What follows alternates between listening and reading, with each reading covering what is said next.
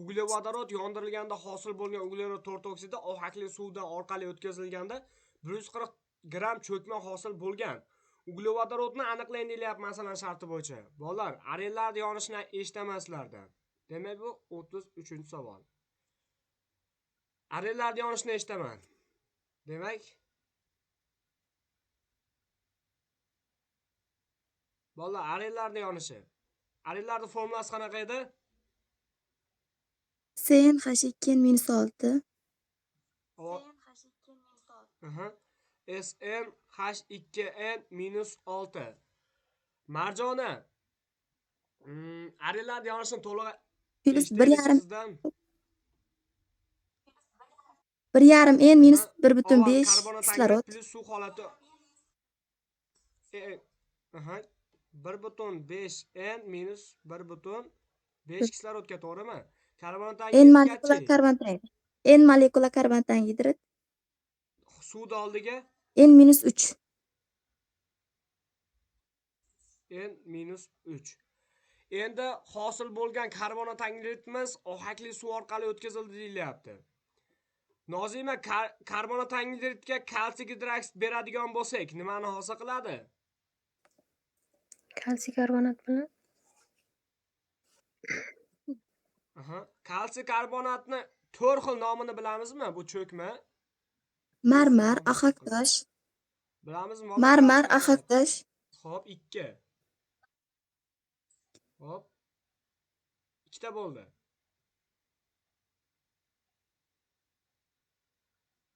To'liq biladigan yo'qmi?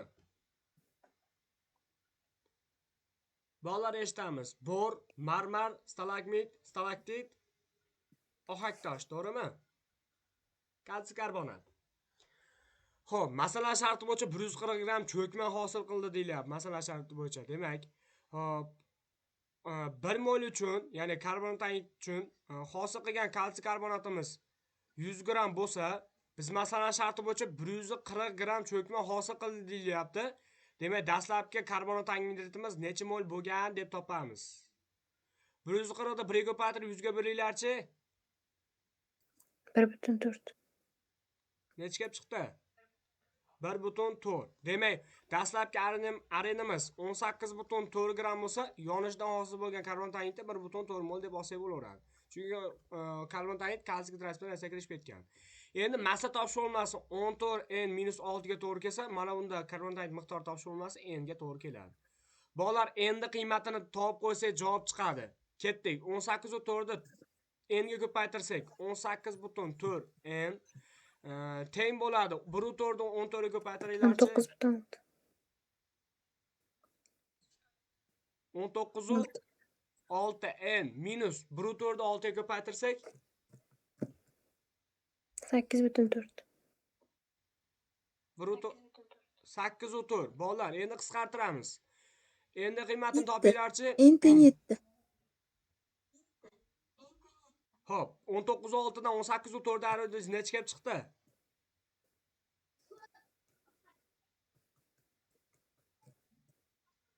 1,2. Ha.